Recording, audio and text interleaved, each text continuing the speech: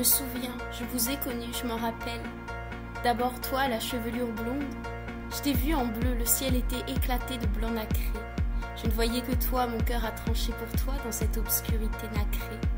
J'y ai vu un monde de rêve, un univers qui te ressemblait, étoilé, bleu, nuit. Pardon si c'est banal, je ne cherche pas à vous le montrer. Il était bleu, bleu nuit, très nuit d'un sombre que seuls les plus aveugles auraient pu percevoir. Il fallait devenir Miro pour apercevoir, ne serait-ce qu'un peu de sa lumière, une puissance pénétrante. Elle lance, pétrifie et renvoie à son propre reflet. Quintessence qui l'emmène loin de ses afflictions et de nos charabia incompatibles. Il vit dans son monde de rêve. Il croit en la capacité de sa force idyllique dans la tangibilité de nos chairs. Et moi j'ai eu le privilège de le savoir mieux. Au même moment où j'y étais, je sais. C'est pour ça que j'aime ce bonheur lointain.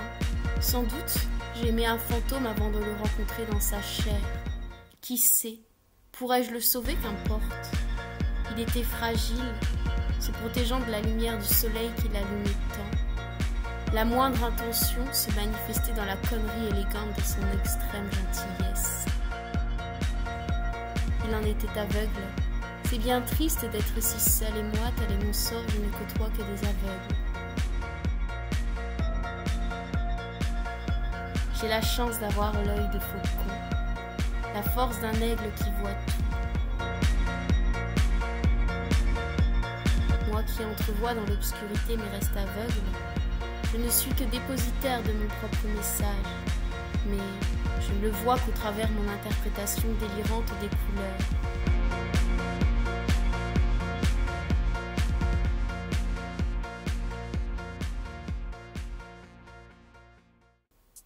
Depuis que je me suis fait marquer par la bête, je ne vois qu'elle et ne vis que pour elle. Elle me montre des expériences sympathiques. Elle s'est présentée, m'a donné du jeu. À présent que je la sens si fort, il me faut m'en détourner. Pourquoi, lorsqu'on a vu apercevoir étincelle dans l'obscurité, on ne peut faire mine sourde de l'évidence soudaine? C'est un cadeau que de devoir se confronter à la bête. Le combat est ici et maintenant.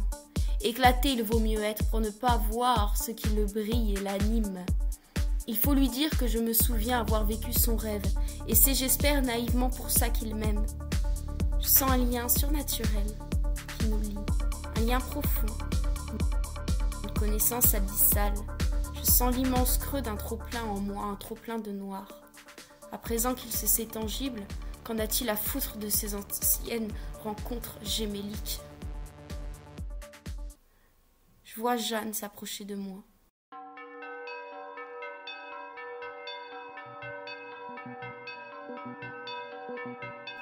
Flamboyante comme toujours, le regard séducteur, la bouche fine, rosée et allumeuse.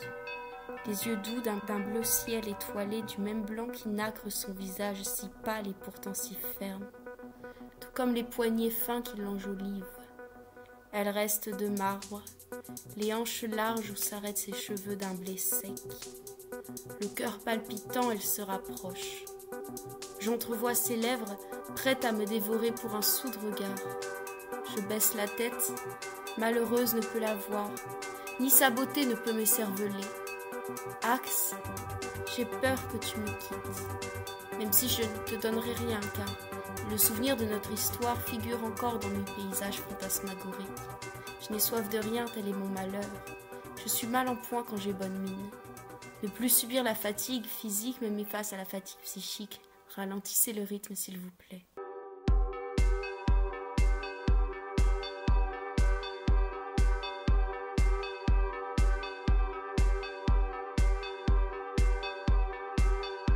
Je ne sais plus où je vais lorsque mes schémas mentaux se trouvent bafoués.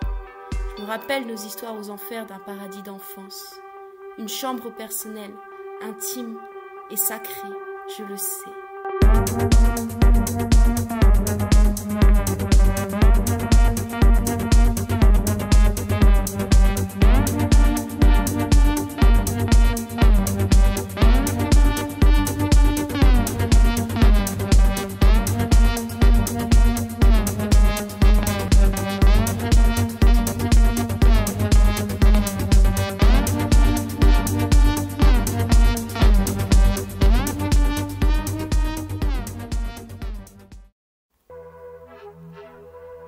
Je t'imagine si brillant, plus puissant que tu ne l'es. Ta lumière brûle aux premières approches, mais ta douceur s'enfume dans les premières accroches de nos destins.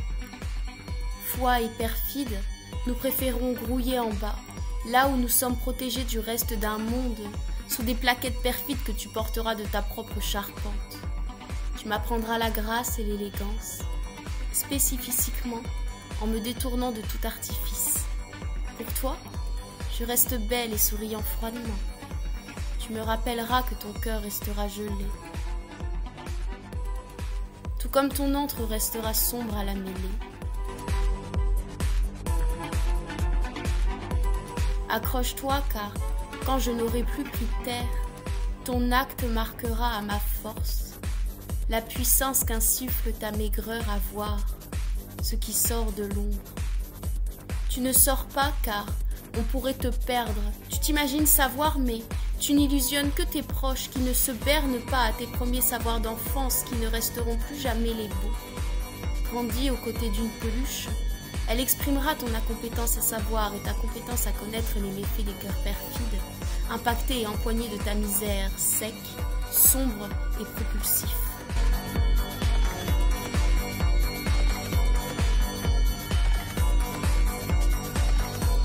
Tu es si frustré que je ne saurais te rentrer en sortant de la mêlée.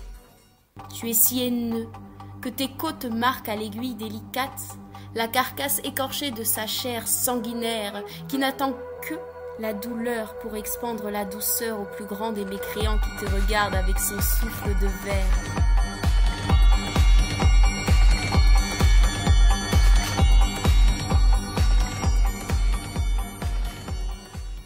Exprimant peine et perte, seul te rendra la grâce.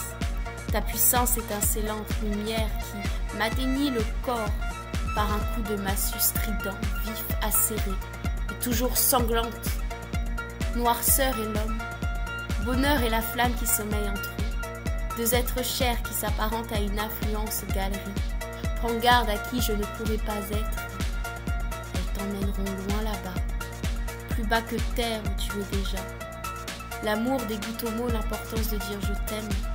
Juste un coup de poignard sans guignol te rendre ce reflux visqueux, acerbe et mousseux quand pressent tes poumons dépoussés pour égorger les flux de terre, t'aragouiner ta honte à être ta gêne, à être ton refus, à assurer les arrières.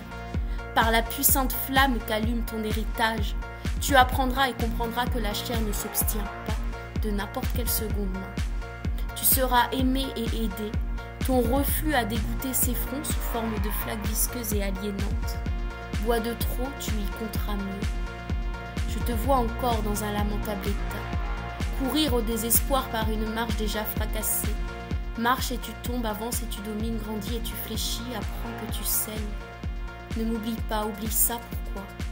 Parce que je ne comprends pas ce que je viens m'affairer là.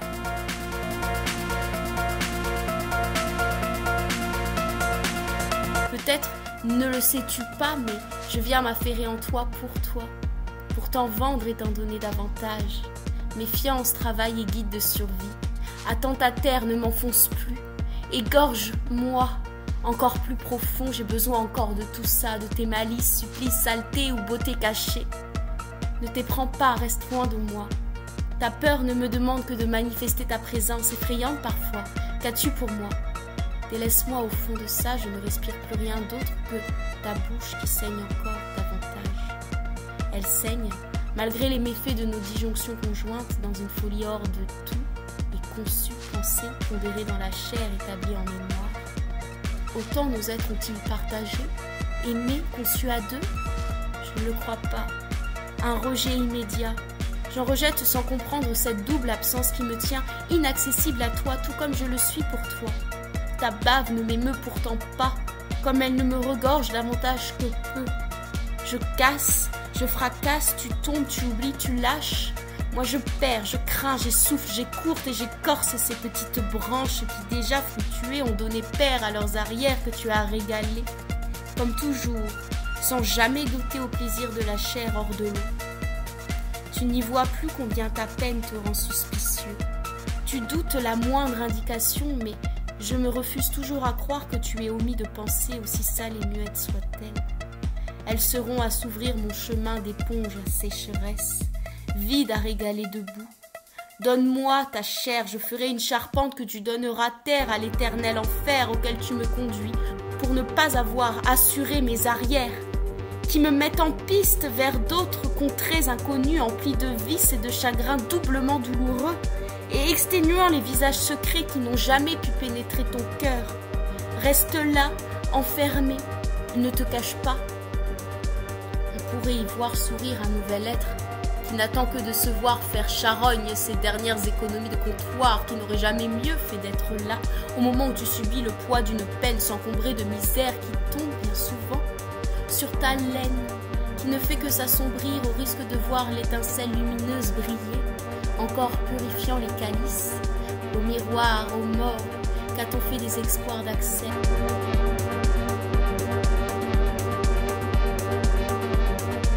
Des lumières éteintes sans artifice, qui n'attendent que de crouler avant la chute des vices anciens qui traficolaient encore un peu sa muqueuse fraîche.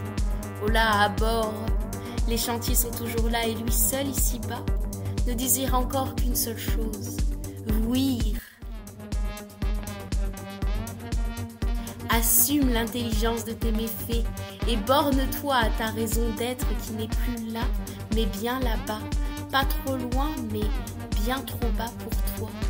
Ta chaleur restante restera au creux de toi-même. Aimer tu es, accepte-le. Même si souvent colère se morfond dans une entourloupe sombre, cache ce main, cache destin, ils resteront là. T'imaginer si puissant frôle pour moi l'illusionnisme de tes bras qui croient à l'enfer béni d'un lieu sûr. En toute sûreté, je serai ta sécurité.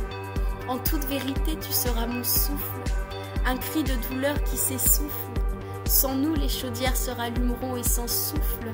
Nous oublierons le péché du poids des lacs anciens et torrides seront nos retraits dans nos territoires respectifs. Et affairés à nos idées diverses et variées, nous nous reverrons certainement dans l'enfer des combes.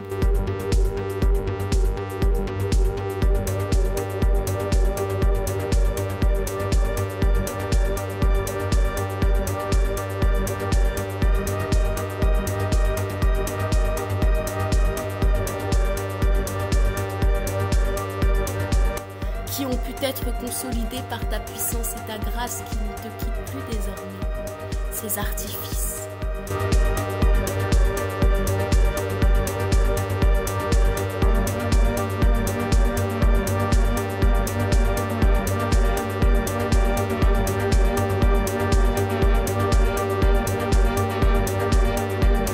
Rat de travail, rat de laboratoire, cuvier, artefact, gestion de la malhonnêteté dans le malheur des autres et du sien, vice caché aux oubliates du malin qui voit, tout ce que tu aurais pu t'épargner déjà. La pluie arrive déjà. Il ne va pas falloir trop que l'on s'aime car demain déjà, nous engorgerons de nouvelles. Les plats seront faits de blé. Patience, mon corps ne te désire plus que dans tes beaux yeux. Doux et amande, ils ne resplendiront plus que ton souffle qui m'empeste le derrière. Et tout derrière, tu avais inscrit dans un enfer l'interdiction de me toucher, pour qu'enfin tu puisses te verser dans la coupe qui ne te renverront plus.